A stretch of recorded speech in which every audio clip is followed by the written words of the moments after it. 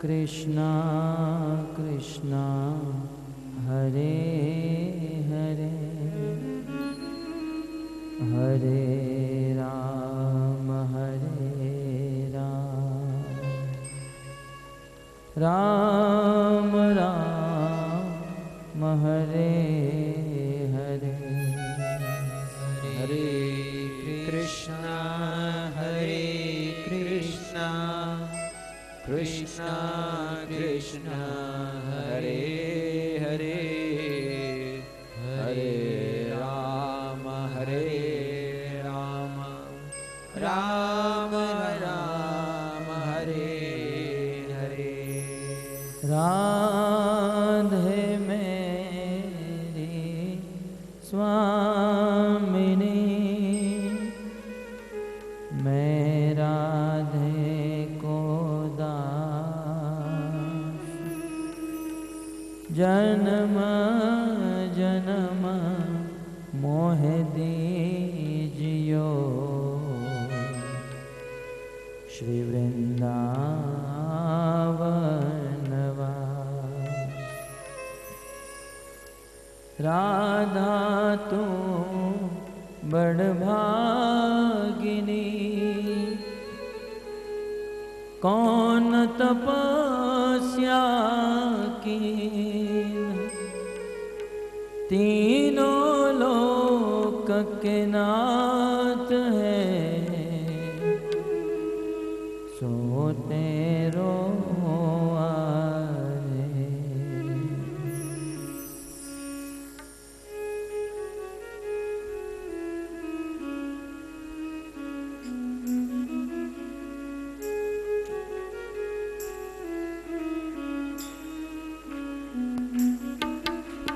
जय राधा माधव कुंज बिहारी जय राधा माधव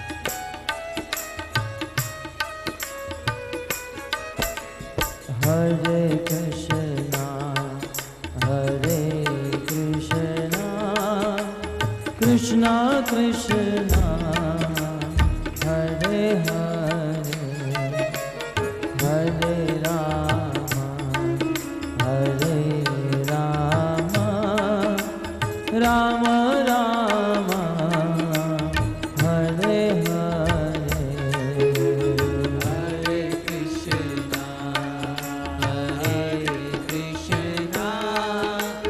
कृष्णा कृष्णा हरे हरे हरे राम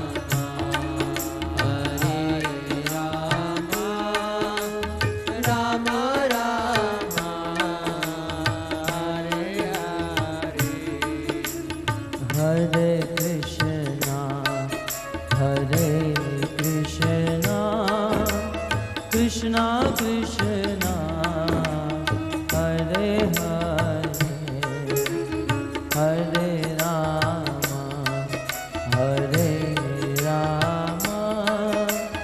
राम राम हरे हरे हरे कृष्णा कृष्णा कृष्णा हरे हरे हरे राम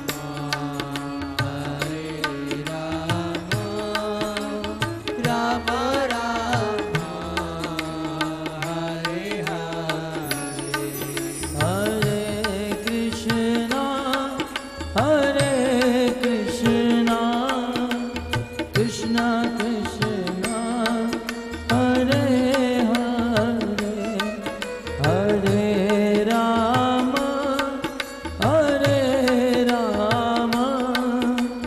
राम राम हरे हरे हरे कृष्णा कृष्णा कृष्णा हरे हरे हरे राम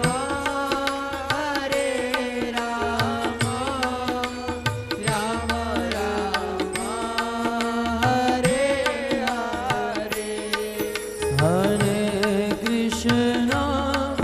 हरे कृष्णा कृष्णा कृष्णा हरे हरे हरे राम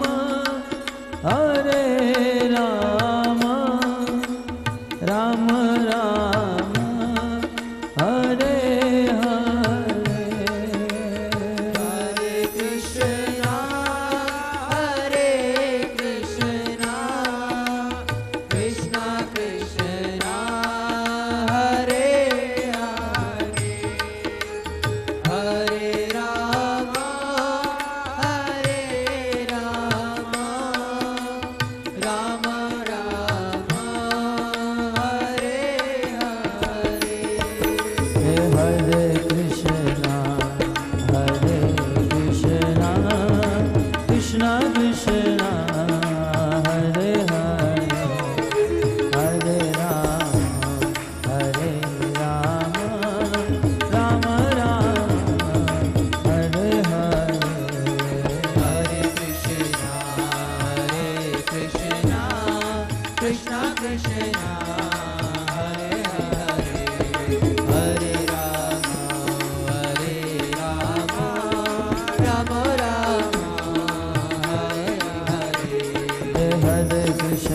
हरे कृष्णा कृष्णा कृष्णा हरे हरे हरे राम राम राम हरे हरे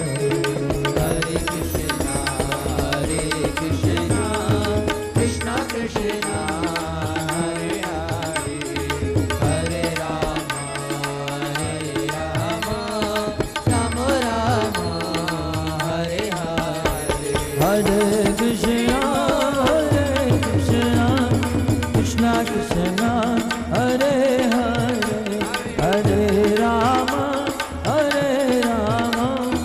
राम राम हरे हरे कृष्णा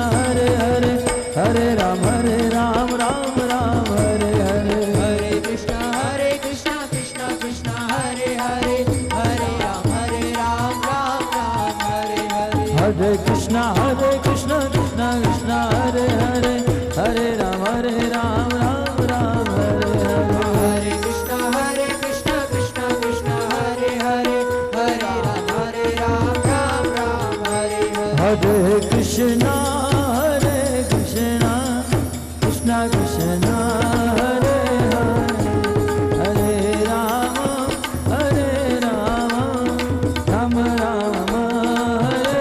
हरे हरे।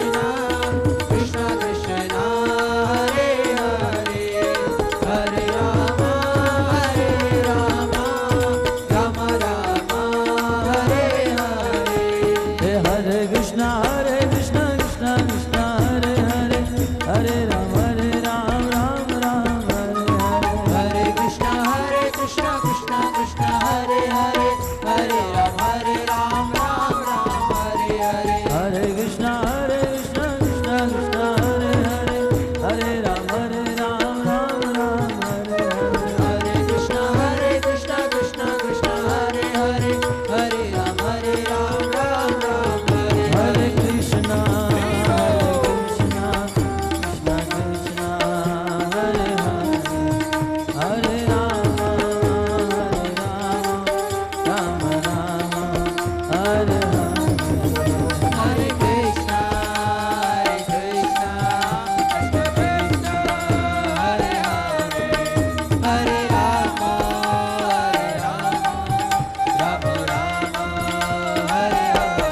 राधा गिरिधारी राधा गिरिधारी राधा गिरिधारी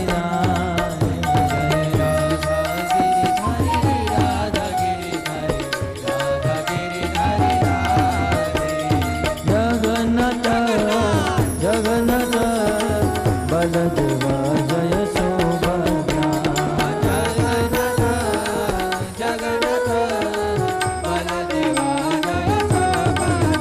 जय जगन्नाथ जगन्नाथ बलदेवा जय सुभद्रा।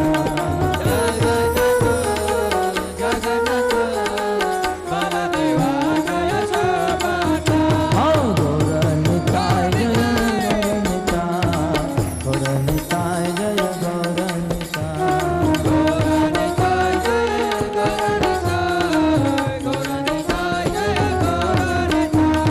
प्रभुपद प्रभुपद प्रभुपद शिल प्रभुपद।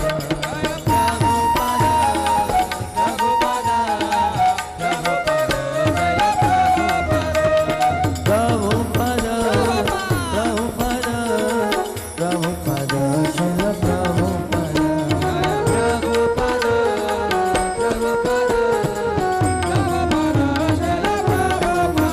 जय जय प्रभुपाद प्रभुपाद प्रभुपाद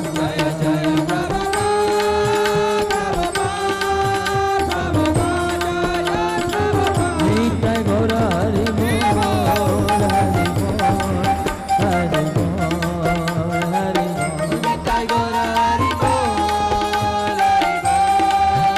हरि बोल हरि बोल।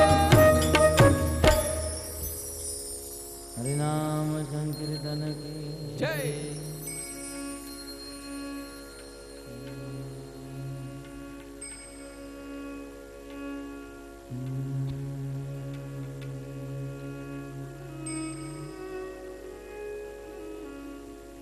यं ब्रह्मा वरुणेन्द्ररुद्रमरुता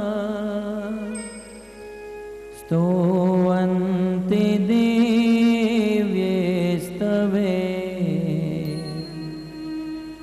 वेदे साङ्गपक्रमोपनिषदे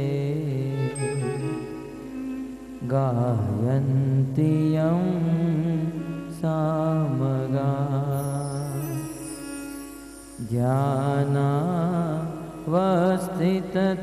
ध्यानावस्थिततद्गतेन मनसा पश्यन्ति यं योगिनो यस्यां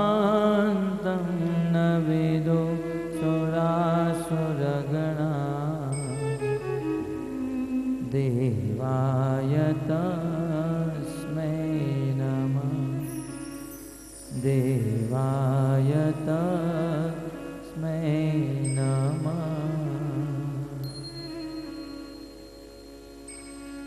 करारविन्दे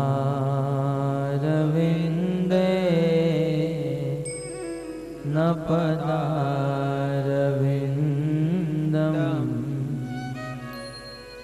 मुखारविन्दे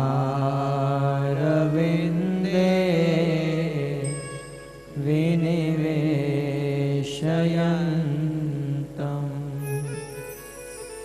वटस्य पत्रस्य पुटे शयानम् बालं मुकुन्दं मनसा स्मरामि श्रीकृष्ण गोविन्द हरे मुरारे हे नाथ नारायण वासुदेव जिहवे पिबत्स्वामृत में तदेव गोविन्द दामोदर माधवेति।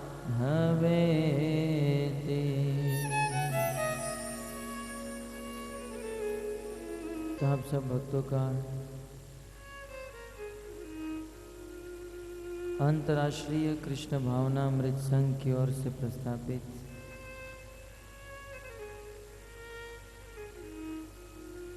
भगवत गीता के इस सेमिनार के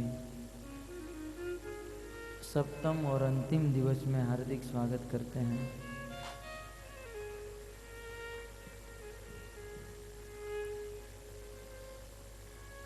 कहा जाता है कि यदि अगले दिनों में आप कुछ सुने हो या भूल गए हो,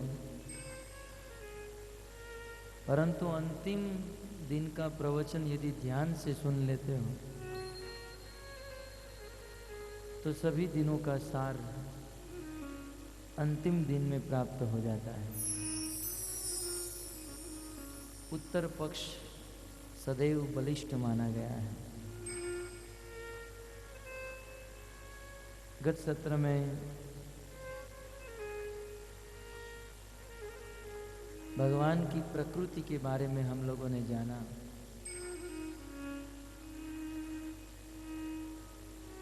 दो प्रकार की प्रकृति है, परा प्रकृति और अपरा प्रकृति। इस भौतिक जगत के अंतर्गत 14 लोक हैं और इस 14 लोक में एक लोक है स्वर्ग लोक।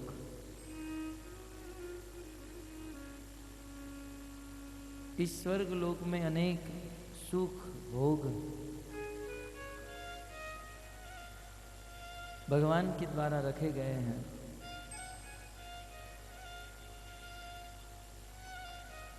परंतु उससे भी कोटि गुना श्रेष्ठ है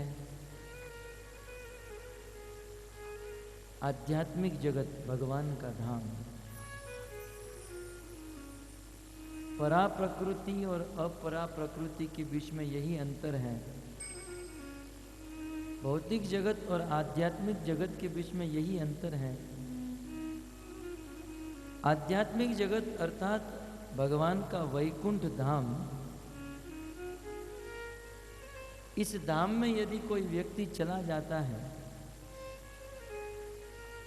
तो वह व्यक्ति फिर कभी इस पृथ्वी लोक में वापस नहीं आता है। कल हमने श्रवण किया 84 लाख प्रकार की योनियां हैं और 84 लाख प्रकार की योनियों में हमें जन्म लेना पड़ता है। 9 लाख जन्म पानी में होते हैं, 20 लाख पेड़ और पौधे में होते हैं, 11 लाख छोटे छोटे कीड़े के रूप में, 10 लाख पक्षियों के रूप में, 30 लाख पशुओं के रूप में, 84 लाख के चक्कर काटने के बाद ये मनुष्य जीवन प्राप्त होता है। इसलिए भागवत ने और हमारे संतों ने कहा है ये मनुष्य जीवन बहुत दुर्लभ है। दुर्लभम मानुषम जन्म तदप्य ध्रुवमर्थदम।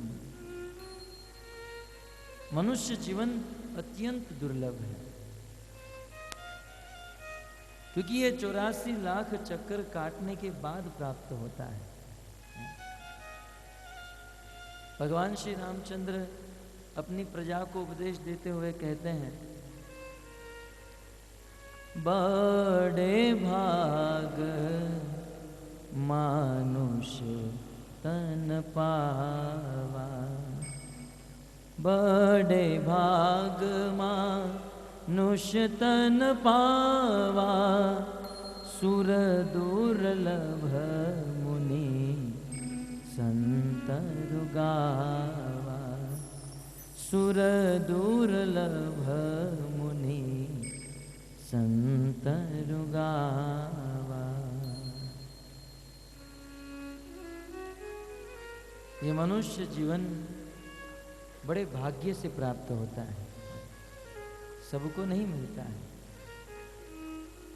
84 लाख के चक्कर काटने के बाद ये मनुष्य जीवन प्राप्त होता है। और जिनको ये मनुष्य जीवन मिला है वो बहुत भाग्यशाली है। क्यों क्यों मनुष्य जीवन मिला भाग्यशाली क्यों है? क्योंकि भक्तों, अन्य जितने भी शरीर मिलते हैं ये सभी शरीर भोग योनि है। मनुष्य जीवन ही एक ऐसा जीवन है जिस मनुष्य जीवन को जीकर हम हमारी गति को तय कर सकते हैं। वैसे तो जब से हम भगवान से विमुख हुए, कृष्णेर बहिर्मुख भोग वांछा करे, निकटस्थ माया तारे झांपटिया धरे। भगवान का यह सच्चिदानंदमय अंश, भगवान का यह चिन्मय अंश जीवात्मा जिस दिन से भगवान से अलग हुआ है, उस दिन से ये भौतिक प्रकृति में, ये ब्रह्मांड में फंसा है। और इस ब्रह्मांड में कभी गाय, कभी बैल, कभी गधा, कभी कुत्ता, कभी बिल्ली है। 84 लाख के चक्कर में, और ये 84 लाख का चक्कर काटने के बाद एक बार मनुष्य जीवन मिलता है। अब ये मनुष्य जीवन जो है ये एक जंक्शन के समान है। इस मनुष्य जीवन को आप कैसे जीते हो? यदि इस मनुष्य जीवन प्राप्त करके बस वही पशुओं की तरह आहार निद्रा भय मैथुन करते हैं तो फिर से 84 के चक्कर में चढ़ जाते हैं। कभी गाय, कभी बैल, कभी गधा, कभी कुत्ता। 84 लाख चक्कर काटने के बाद फिर से एक बार मनुष्य जीवन, उस मनुष्य जीवन में आपको एक मौका मिलता है, एक चांस मिलता है कि जिस दोष के कारण, भगवान से विमुख होने के कारण आप इस जड़ प्रकृति में फंसे हो, चिन्मय भगवान का यह चिन्मय अंश जीवात्मा जड़ प्रकृति में फंसा है। और जब तक यह चिन्मय देह, भगवान का चिन्मय अंश जीवात्मा उस परमात्मा से नहीं मिलेगा, तब तक ये पूर्ण रूप से सुखी नहीं हो सकता है। हम लोग फंसे हैं इस पृथ्वी में, और एक बार 84 लाख के चक्कर काटने के बाद, 84 लाख बोलने में बहुत आसान है, लेकिन एक एक जन्म में 100 साल, कुछ कुछ जन्म तो ऐसे होते हैं 500 साल बीत जाते हैं। मतलब करोड़ों वर्ष के बाद एक बार मनुष्य जीवन मिलता है। करोड़ों वर्ष में एक चांस मिलता है इस संसार से मुक्त होने का, भगवान के पास जाने का। आप लोग कहोगे संसार से मुक्त होकर भगवान के पास क्यों जाना है भाई? बोले जब तक ये आत्मा परमात्मा के पास नहीं पहुंचेगी, भगवान के धाम में जब तक ये आत्मा नहीं जाएगी, तब तक ये सुखी नहीं हो सकती, तब तक ये जीवात्मा पूर्ण रूप से सुखी नहीं हो सकता है। क्योंकि हमारी वास्तविक डेस्टिनेशन प्लेस है भगवान का धाम। जब तक हम लोग डेस्टिनेशन प्लेस पर नहीं पहुंचेंगे, तब तक दुखी होते रहेंगे। इस संसार में दुख क्या है? पैसा नहीं है ये दुख है। पैसे वाले को पूछो वो भी दुखी है। सुंदरता नहीं है ये दुख है। जो सुंदर है उसे पूछिए वो भी दुखी है। गाड़ी नहीं है इसलिए दुखी है, गाड़ी वाला भी दुखी है। सब लोग दुखी हैं और अपने अपने दुख का कारण खोजते हैं कि इस कारण में दुखी हो रहा हूँ, इस कारण में दुखी हो रहा हूँ, इस कारण में दुखी हो रहा हूँ। लेकिन आज तक हम लोग दुखी होने का वास्तविक कारण ही नहीं जाने। इस संसार में सभी जीवों के दुखी होने का एक ही कारण है, और वो है अपने परम पिता परमेश्वर भगवान श्री कृष्ण से अलग होना। हमारे परम पिता भगवान के धाम से, भगवान से अलग होकर इस जड़ प्रकृति में हम रह रहे हैं, यही हमारा वास्तविक दुख है। बाकी ये जो छोटे मोटे दुख देख रहे हैं ना, ये तो अज्ञान के कारण दिख रहे हैं। बाकी सबसे बड़ा और वास्तविक दुख है भगवान से विमुख हो जाना। जब यह जीवात्मा भगवान के पास चला जाता है, भगवान से मिल जाता है, भगवान के धाम में प्रवेश कर लेता है, तब पूर्ण रूप से नित्य सुखी हो सकता है। परंतु इस जड़ प्रकृति में फंसा हुआ जीव भगवान के धाम में जाने का रास्ता तब ही तय कर सकता है जब उसे मनुष्य जीवन प्राप्त हो। एक कुत्ता यदि चाहे कि मैं भगवान के धाम में जाऊं, तो ये कभी हो नहीं सकता है, क्योंकि भगवान के धाम में जाने के लिए मनुष्य जीवन ही योग्य है। इसलिए श्री प्रभुपाद जी ने कहा, ह्यूमन बॉडी लाइक अ जंक्शन। मनुष्य शरीर जो है एक जंक्शन के समान है, और इस जंक्शन से ट्रेन निकलती है। जैसे बोरीवली जंक्शन तो नहीं माना जाता है, जैसे बड़ौदा जंक्शन माना जाता है, अहमदाबाद जंक्शन माना जाता है। तो बड़ौदा जंक्शन से अनेक ट्रेन निकलती हैं, कुछ यूपी साइड, कुछ मुंबई साइड। वैसे मनुष्य जीवन ही एक ऐसा जीवन है जहाँ से मनुष्य की गति तय होती है कि अब इसे कहाँ जाना है। जब मनुष्य जीवन मिलता है, यदि आप अच्छे कार्य करते हो तो ऊर्ध्व लोक में जाते हो, फिर वह स्वर्ग हो सकता है, वैकुंठ हो सकता है। बुरे कार्य करते हो तो यहीं पर रह जाते हो, और जघन्य कर्म पाप करते हो तो नरक में जाते हो। कौन कैसा कार्य करता है और उसे कैसी सजा मिलती है, इसका वर्णन संक्षिप्त में हम करेंगे। कहने का तात्पर्य यह है कि जब तक हम भगवान के धाम में वापस नहीं लौटेंगे, तब तक हम दुखी रहेंगे। और भगवान के धाम में वापस लौटने के लिए ये मनुष्य देह ही उपयुक्त है। तो हम बहुत बड़े सौभाग्यशाली हैं कि भगवान के धाम में जाने के लिए, नित्य सुखी होने के लिए ये मनुष्य का देह प्राप्त हुआ है। और वास्तव में आप सब बुद्धिमान हो, 7 दिन से यहाँ पर आ रहे हो अपने आत्मा का कल्याण करने के लिए। शरीर का कल्याण तो बहुत करके देखा है? शरीर का कल्याण करने के लिए इस शरीर को होटल में लेकर जाते हैं, इस शरीर का कल्याण करने के लिए कोई वाटर पार्क में जाते हैं, आंखों को ठंडक देने के लिए थिएटर में जाते हैं, नए नए वस्त्र पहनते हैं। शरीर का कल्याण तो बहुत करके देखा, लेकिन सुख नहीं मिला। एक बार आत्मा का कल्याण करके देखो। एक बार आत्मा के लिए कार्य करके देखो, निश्चित सुख मिलेगा। हम सब यहाँ पर आत्म साक्षात्कार और परमात्मा साक्षात्कार करने के लिए बैठे हैं। आइए, हमारा नया टॉपिक है कर्म।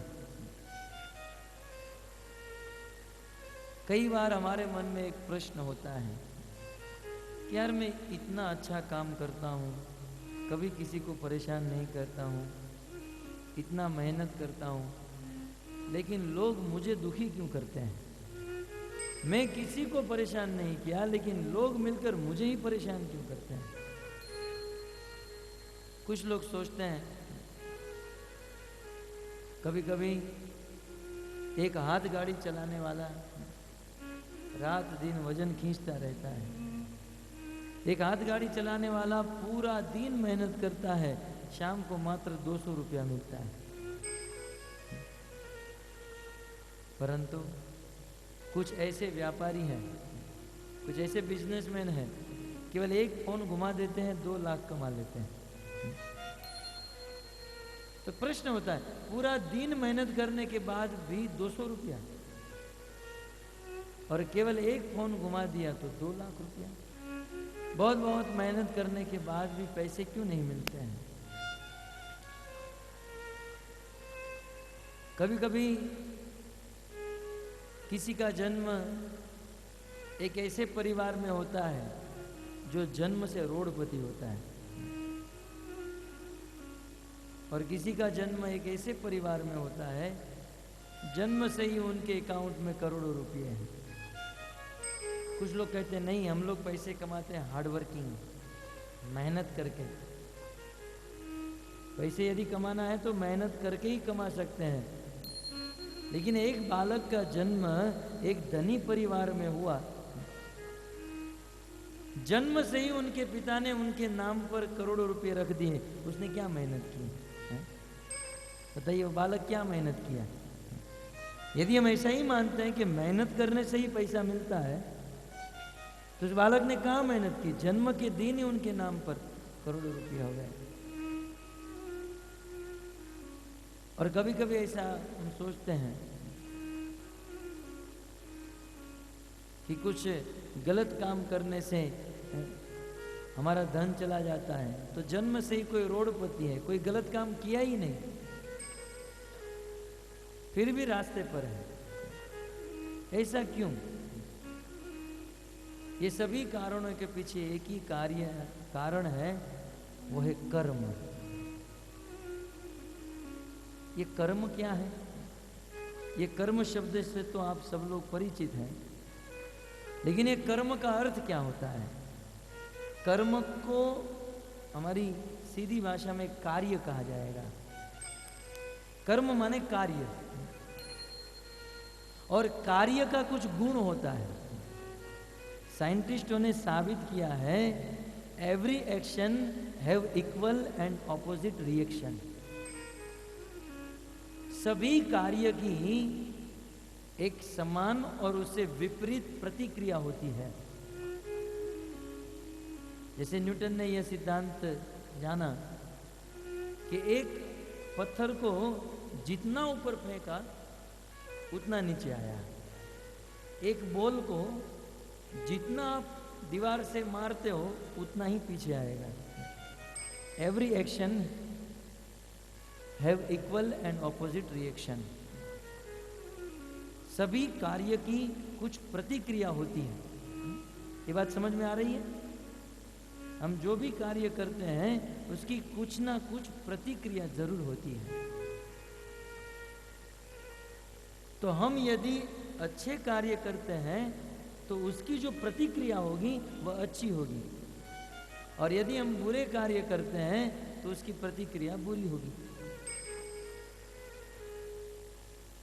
परंतु तो इसका अर्थ ये हुआ कि हम यदि अच्छे कार्य करते हैं तो जीवन में सुख मिलेगा, और यदि हम बुरे कार्य करते हैं तो जीवन में दुख मिलेगा।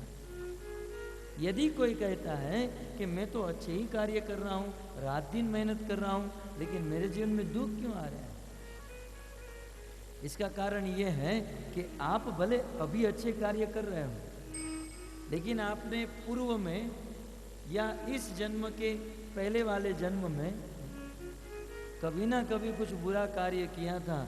उस बुरे कार्य का फल आज आपको बुरा मिल रहा है, दुख के रूप में। और आज आप अच्छा कार्य करते हो तो उसका फल सुख के रूप में आपको बाद में मिलेगा। कभी कभी देखा जाता है कुछ लोग डाकू होते हैं, चोर होते हैं, वो बहुत खुश होते हैं, बिंदास होते हैं। कभी कभी साधु लोग चिंता में होते हैं। कारण, डाकू और चोर अभी चोरी किए हैं, अभी गलत काम किए हैं, परंतु उन्होंने पूर्व जन्म में कुछ अच्छा कार्य किया होगा, इसके कारण आज वो सुखी हैं। लेकिन आज कुछ बुरा किया है तो आने वाले समय में या आने वाले जन्म में वो दुखी होंगे। तो सभी कार्य की एक विपरीत प्रतिक्रिया होती है। तब कुछ लोग कहेंगे कि मैं जो अभी दुख भोगत रहा हूं, क्या वो पूर्व जन्म के कर्म का फल है या इस जन्म के कर्म का फल?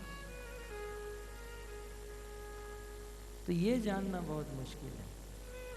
इसका अर्थ ये भी नहीं है कि हम किसी को एक थप्पड़ मारे और फिर कहें कि इसके कर्म में लिखा होगा। ये तो नहीं। कभी कभी ऐसा भी हो सकता है कि पूर्व जन्म में जो हमारा कर्म है उसको हम इस जन्म में भुगत रहे हैं, लेकिन कभी कभी इस जन्म में हम कोई नया कर्म कर बैठते हैं, और यदि हमसे कोई नया कर्म हो गया तो फिर उसको भोगतने के लिए फिर से दूसरा जन्म लेना पड़ेगा। ये कर्म का हिसाब किताब ऐसा है भक्तों, जब तक किसी जीव का यह कर्म का अकाउंट जीरो नहीं हो जाता है, लेवल नहीं बन जाता है, तब तक वह जीव इस देह को छोड़कर भगवान के धाम को प्राप्त नहीं हो सकता। इसलिए हमें चाहिए कि कोई नया कर्म हमसे न हो जिससे हम कर्म के बंधन में फंस जाए। ये कर्म का एक बंधन लगता है। जैसे आज कुछ लोग को कैंसर हो जाता है, कैंसर माने बंधन, कैंसर रोग का बंधन हो जाता है। कारण, क्योंकि पूर्व में उसने बुरे कर्म किए हैं।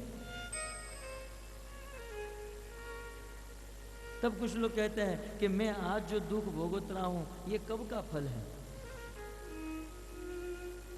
तब भगवत गीता में कृष्ण कहते हैं, किम कर्म किम कर्मेति कवयो अत्र अपि मोहिता। कौन सा कर्म कब कैसे और कितना मिलेगा ये आज तक कोई नहीं जान पाया। गहना कर्मणो गति, हमारे कर्म की सजा कब कहां और कैसे मिलेगी भगवान के अलावा और कोई नहीं जान सकता है। इसलिए हम जब भी कर्म करते हैं तो कर्म करते समय हमें यह ध्यान में रखना चाहिए कि हमसे कोई ऐसा कर्म न हो, ऐसा नया कर्म न हो कि जिससे हम भविष्य में कर्म बंधन में फंस जाए। हमें करना क्या है, पूर्व जन्म में जो कर्म किए हैं उसको भोगत लेना है। यदि पूर्व में अच्छे कर्म किए होंगे तो सुख मिलेगा, बुरे किए होंगे तो दुख मिलेगा। सुख हो या दुख उसको भोगत लेना है। कोई नया कर्म हटके से नहीं करना है। यदि हटके से कोई नया कर्म करेंगे तो उसका बंधन लगेगा और उस कर्म को भोगतने के लिए फिर से आना पड़ेगा। भगवत गीता में कृष्ण कहते हैं कि संसार में सभी मनुष्य को कर्म के बारे में जान लेना चाहिए। कभी कभी कुछ लोग कहते हैं कि हमें तो पता ही नहीं था। कुछ लोग बुरा कर्म कर देते हैं और फिर कहते हैं हमें तो पता ही नहीं। लेकिन भगवान कहते हैं कि इस नियम से अनअभिज्ञता, ये कोई इस नियम का निवारण नहीं है। कुछ लोग कहें कि हम लोग तो ये नहीं जानते थे, इसका अर्थ ये नहीं कि आपको छोड़ दिया जाएगा। जैसे यदि कोई व्यक्ति अग्नि जल रही है उसमें जानकर हाथ डाले या अनजाने में हाथ डाले, वह अग्नि तो जलाने वाली है। हम यदि जानकर बुरे कार्य करते हैं या अनजाने में बुरे कार्य करते हैं उसका फल तो मिलने वाला है, जानो या न जानो। जैसे आप लोग कार और बाइक चलाते हैं मान लो अनजाने में आप घर से लाइसेंस लेना भूल गए, पुलिस वाले ने पकड़ लिया और आप कहोगे हम नहीं जानते थे, तो क्या वो छोड़ देंगे? हैं? आजकल के ये छोटे हवलदार छोड़ेंगे भी नहीं। भगवान कैसे छोड़ सकते हैं? कोई कर्म का बंधन इतना सूक्ष्म है। हम लोग तो कभी भूल जाते हैं कि हमने बुरा कर्म किया था, कब किया था, लेकिन मन से भी किया हुआ कर्म भगवान के पास उसका रिकॉर्ड होता है। और हमारे प्रत्येक कर्म की सजा को हमें एक ना एक दिन भुगतना होगा। तब गीता में भगवान श्री कृष्ण कहते हैं 3 प्रकार के कर्म होते हैं। कर्म 3 प्रकार के, कर्म, विकर्म और अकर्म। कर्मणो अपि बोधव्यम बोधव्यम च विकर्मण। ये तीनों प्रकार के कर्म के बारे में संक्षिप्त में सुन लीजिए। कर्म किसे कहते हैं? गीता में जहां कर्म शब्द आया है, इस कर्म का अर्थ है हमारे नैतिक कर्म, जिसे हमको रोज करना ही पड़ता है। जैसे रोज सुबह उठकर स्नान करना, नैतिक कर्म है। जैसे ब्रश करना, चलना, घूमना, ये सब नैतिक कर्म। और कर्म का और एक अर्थ होता है अच्छा कर्म। कर्म का एक अर्थ होता है अच्छा कर्म। अच्छा कर्म किसे कहते हैं? कोई रास्ते में भिखारी मिल गया तो उसको 2 रुपया दान में दे दिया। कोई अंधा व्यक्ति मिल गया तो उसको रोड क्रॉस करा दिया। कभी हमारे पास पैसे आ गए तो मुफ्त में औषधि को बांट दिया। इसे कहते हैं अच्छा कर्म, जिसको दूसरी भाषा में पुण्य कर्म कहा जाता है। और ये अच्छे कर्म का यदि किसी को रोड क्रॉस कराते हैं, भिखारी को दान देते हैं, हॉस्पिटल बनाते हैं, इसका फल क्या मिलता है? यदि कोई ऐसे कर्म करता है तो उसका फल अगले जीवन में वो व्यक्ति बहुत धनी होता है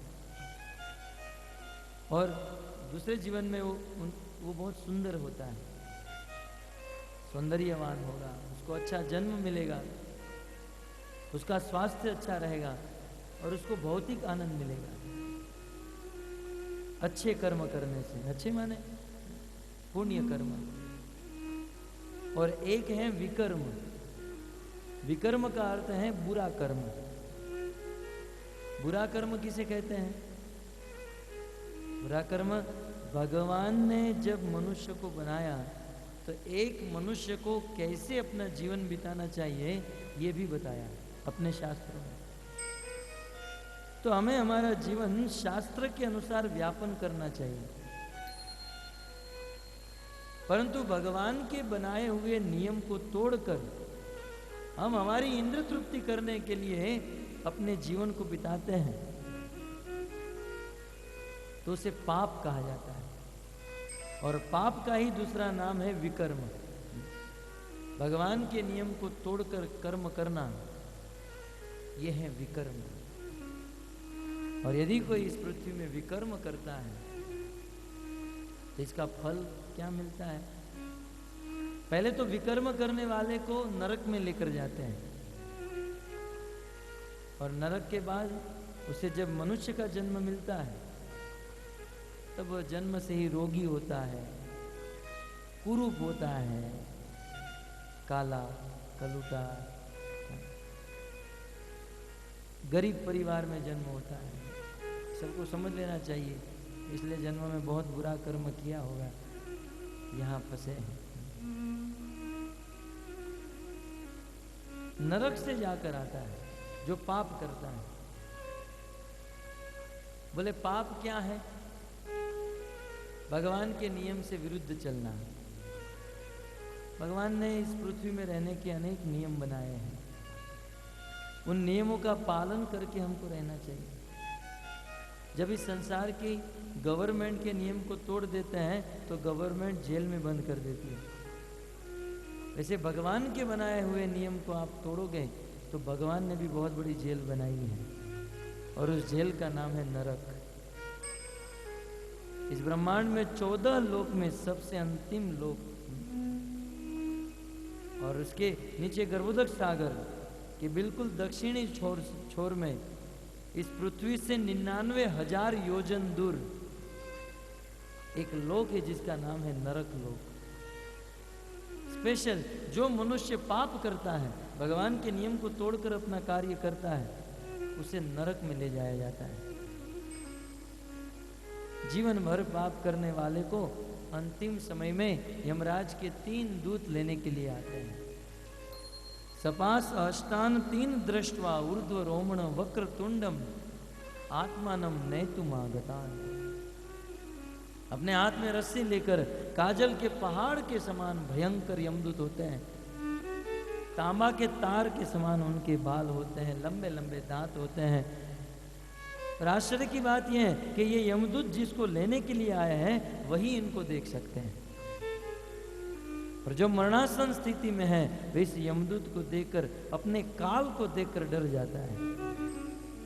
इतना भयभीत हो जाता है, इतना भयभीत हो जाता है कि उसको पसीना छूट जाता है, आंखें फट जाती हैं और पेट में जो भी मल है सब बाहर निकल जाता है। आपने कभी मरे हुए व्यक्ति को देखा होगा, जिसने अपने जीवन में कभी भजन नहीं किया, भक्ति नहीं की, उसकी मृत्यु ऐसे होती है। पाप करने वाले की मृत्यु ऐसे होती है। 3 यमदूत और जबरदस्ती वह जीव निकलना नहीं चाहता है, लेकिन ये यमदूत अपने पास से उस आत्मा को हृदय के स्थान से खींच लेते हैं, यहां से लेकर जाते हैं दौड़ाते हुए, भगाते हुए यमराज जी के पास, जो यहां से 99,000 योजन दूर। बहुत कम समय में इतना लंबा रास्ता तय करना होता है। दौड़ाते हैं और इस जीव को भूख लगती है, प्यास लगती है, लेकिन मिलता है क्या? यमदूत का डंडा। बहुत खाया होटल में जाकर, 5 स्टार होटल में जाता था ना, बहुत खाया, बहुत दारू पिया, अब डंडे खा, बहुत मारते हैं। यमराज जी के पास उनको खड़ा किया जाता है। गरुड़ पुराण में ऐसा वर्णन है कि वो फिर वहां से वापस आता है और 12 दिन के बाद उसको लेकर जाते हैं। यमराज जी के सामने खड़ा किया जाता है चित्रगुप्त। यमराज जी के पास उस व्यक्ति ने अपने जीवन में जितने भी कर्म किए हैं सभी कर्मों का लेखा जोखा होता है। आप लोग सोचेंगे वो एक इतने सारों का लेखा जोखा कैसे रखेंगे? इस संसार में तो करोड़ों जीव हैं। बोले हमारा कंप्यूटर फेल हो जाता है लेकिन उनका कंप्यूटर फेल नहीं होता है। तो ठीक है, कंप्यूटर सर्वर होगा, बहुत बड़ा सर्वर होगा, लेकिन यहाँ के जीव को वो अच्छा कर्म करते हैं कि बुरा, वो देखता कौन है? बोले 1-2 व्यक्ति नहीं देखते हैं, टोटल 12 लोग देखते हैं हमको। हम जीवन में क्या कर रहे हैं, प्रत्येक सेकंड क्या कर रहे हैं, यह देखने के लिए भगवान ने 12 लोगों को हमारे पीछे छोड़ा है। जैसे क्रिकेट में कोई खिलाड़ी बॉल को मारता है तो उसको अलग अलग कैमरे से दिखाया जाता है। जैसे हम भी जो भी काम करते हैं 12 कैमरे हैं, उसमें एक्शन रिप्ले भी होती है। यमराज जी कहते होंगे थोड़ा रिवाइंड करो, जरा स्लो मोशन में दिखाओ क्या कर रहा है साला सब। बोले वो 12 कैमरे कौन से हैं? भागवत में वर्णन है। सबसे पहला कैमरा है सूर्य। सूर्य केवल गोला नहीं, वो साक्षात देवता है, सबको देख रहे हैं। ऐसा तो नहीं है कि सूर्य केवल भारत में ही है, लंदन में नहीं है, तो चलो लंदन में जाकर पाप करेंगे, यूरोप में नहीं तो वहां जाकर, सब जगह पर है। तो कुछ लोग बुद्धिमान होते हैं, सूर्य है वो देख रहे हैं ना, रात को थोड़ी ना सूर्य होगा, हम रात को पाप करेंगे। बोले दूसरा कैमरा है चंद्र। बोले चंद्र तो टेरेस में होता है, घर में घुसकर थोड़ी वो चंद्र आने वाला है। तीसरा कैमरा है हवा। अब कहाँ भागेंगे? शून्य अवकाश करके तो पाप करेंगे नहीं है? ऐसी कोई जगह है जहां पर हवा न हो? ये हवा कोई साधारण हवा नहीं है, साक्षात पवन देव है, वायुदेव। कौन क्या कर रहा है वायुदेव देख रहे हैं, और सारा रिपोर्ट। आप लोग को लगेगा ऐसा कैसे हो सकता है, आज इसको समझना मुश्किल नहीं है। आप देखेंगे शॉपिंग मॉल में और बड़े बड़े मॉल में अनेकों कैमरे लगे होते हैं, और सभी टीवी जो है एक ऑफिस में होता है, और वो सिक्योरिटी गार्ड वहाँ बैठे बैठे सब देखता रहता है। तो जब भौतिक संसार की इतनी बड़ी सुविधा है, तो भगवान की सुविधा क्या ऐसी नहीं हो सकती है? बिल्कुल वायरलेस सुविधा है, वायर दिख नहीं रहा है, लेकिन सब के ऊपर कुल मिलाकर ऐसे 12 कैमरे, कोई बच ही नहीं सकता है। यमराज जी को पता चल जाता है कौन कितना पाप करता है। फिर यमराज जी सुनवाई करते हैं, जो व्यक्ति जैसा पाप करता है उसे वैसी सजा। शास्त्र में आया है, ज्यादा तो नहीं, लेकिन 4 पाप जो हैं बहुत बड़े पाप माने गए हैं, क्योंकि 4 पाप ये जो है 4 कार्य, उनके अंदर कलयुग का वास है। आपने सुना होगा महाराज परीक्षित दिग्विजय करके आए, तो उन्होंने अपने राज्य में एक अद्भुत दृश्य देखा। दृश्य क्या था? एक बैल था, और उस बैल के 3 पांव को किसी ने काट दिया था। वो बैल केवल 1 पांव पर खड़ा था। महाराज परीक्षित के राज्य में कोई मच्छर को भी नहीं मार सकता था। हाँ, तो रैकेट लेकर खट खट खट खट कितने को मारते हैं, एक मच्छर भी नहीं मरता था। मच्छर को भी न्याय परीक्षित के राज्य में मिलता है। हमारे इतिहास में 2 राज्य ऐसे हो गए, एक राम राज्य और एक परीक्षित राज्य। प्रत्येक जीव को न्याय मिलता था, और आज का न्याय ही अंधा हो गया है। बुरे लोग छूट जाते हैं, और बेचारे अच्छे भोले लोग फंस जाते हैं। परंतु ऐसे राज्य में अचानक किसी बैल के 3 पांव को काट दिया। महाराज परीक्षित के हृदय में दुख हुआ, अपने रथ से उतर गए और बैल को पूछे, बताओ तो तुम्हारे पांव को किसने काटा है? बैल कुछ नहीं बोला। बोले बोलो, एक बार बोलो, एक बार नाम ले लो उसका। बोले यदि आपको बोलना नहीं तो इशारा कर दो, इशारा काफी है।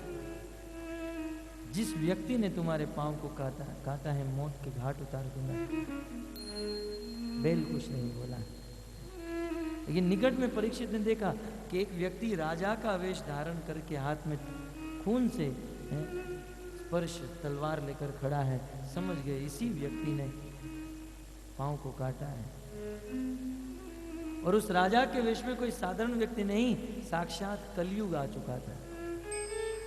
महाराज परीक्षित द्वापर युग में हो गए, लेकिन द्वापर युग में कलयुग का प्रवेश हो गया राजा के रूप में। और कलयुग ने आकर उस बैल के 3 पांव काटे भक्तों, वो साधारण बैल नहीं, वो साक्षात धर्म था।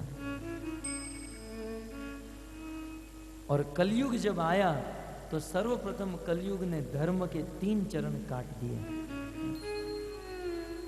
धर्म 4 चरण पर खड़ा है, कलयुग में 3 तो कट ही गए। प्रारंभ में एक चरण बचा। तुरंत कलयुग परीक्षित महाराज तलवार निकालकर उस कलयुग को मारने गए। कलयुग दोनों हाथ जोड़कर परीक्षित के चरणों में गिर गए। शरणागत व्यक्ति की रक्षा करना ये सज्जन व्यक्ति का धर्म होता है। इतना भी बड़ा पापी हो, लेकिन बेचारा शरणों में आ जाता है, माफी मांग लेता है, उसे क्षमा कर देना चाहिए। हमारे जीवन में भी ये केवल बोलने जैसी बात नहीं है, हमारे जीवन में भी गलती सबसे होती है। इस संसार में ऐसा कोई व्यक्ति नहीं है जिसे गलती न हो, है? अरे बड़े बड़े देवताओं से भी गलती हो जाती है। 33 करोड़ देवी देवताओं का राजा इंद्र भी गलती कर बैठता है? एक बार नहीं, कई बार। अहल्या के साथ संग किया, गुरु बृहस्पति को का अपमान किया, अपने गुरु विश्वरूप का मस्तक ही काट दिया, दधीचि ऋषि को धमकी देकर आया। कितनी गलती! बड़े बड़े देवता यदि गलती कर बैठते हैं तो मनुष्य तो गलती करे, ये कोई बड़ी चीज नहीं है। मनुष्य बना ही है गलती करने के लिए। गुजराती में कहावत है, मानस मात्र भूलने पात्र है। और यदि मनुष्य से गलती नहीं होती है तो फिर वो मनुष्य नहीं, वो भगवान हो सकता है। क्योंकि भगवान ही पूर्ण हो सकते हैं। गलती होती है, लेकिन यदि किसी के द्वारा गलती हुई और वो शरणागत हो गया, दोनों हाथ जोड़कर अब वो स्वीकार कर रहा है, तो हमारा धर्म होना चाहिए उसे क्षमा कर दे। कल आपने सुना भृगु ऋषि गए हैं और भगवान विष्णु के छाती में जोर से पांव मारा। तब संतों ने एक बहुत सुंदर कहावत कह दी, क्षमा बड़न को चाहिए, छोटन को अपराध। इस संसार में जो व्यक्ति क्षमा करता है वो सबसे बड़ा माना गया है। भले 5 साल का व्यक्ति 60 साल के बूढ़े को क्षमा करे, उस 60 साल के बूढ़े से 5 साल का व्यक्ति बड़ा है। क्यों? क्योंकि क्षमा बड़न को चाहिए, जो क्षमा करता है वो बड़ा माना जाता है। इस संसार में भगवान दत्तात्रेय ने 24 गुरु बनाए और अपने 24 गुरु में से सबसे पहला गुरु देवी पृथ्वी। और वो कहते हैं यदु महाराज को, देवी पृथ्वी से मैंने क्षमा करने का गुण धारण किया। देवी पृथ्वी कितना सहन करती है, अनेक नदी नाले पहाड़ पर्वत बिल्डिंग, ये सब का बोझ धारण करके खड़ी है और कितनी कृपा बरसाती है। पृथ्वी न होती तो अन्न न होता, अन्न न होता तो हमारा जीवन न होता। कुछ लोग कहते हैं हम अन्न थोड़ी खाते हैं, हम तो मांस खाते हैं। बोले आप जिसका मांस खाते हो वो पशु तो अन्न खाते हैं ना। अल्टीमेट हम सबका जीवन अन्न के ऊपर है। पृथ्वी हमारी माँ है। पृथ्वी से हमें पानी मिलता है, पृथ्वी से हमें भोजन मिलता है, पृथ्वी से वृक्ष, वृक्ष से बारिश हमें मिलती है, पृथ्वी से हमारे घर का फर्नीचर बनता है। भक्तों, इस संसार में पृथ्वी से ही ये सब कुछ हो रहा है और पृथ्वी हमारी माँ, और ऐसी माँ के ऊपर कभी कभी हम लोग थूक देते हैं। रास्ते में चलते किसी व्यक्ति के ऊपर थूक कर देखो, उस व्यक्ति में कितनी क्षमा है तुरंत पता चल जाएगा।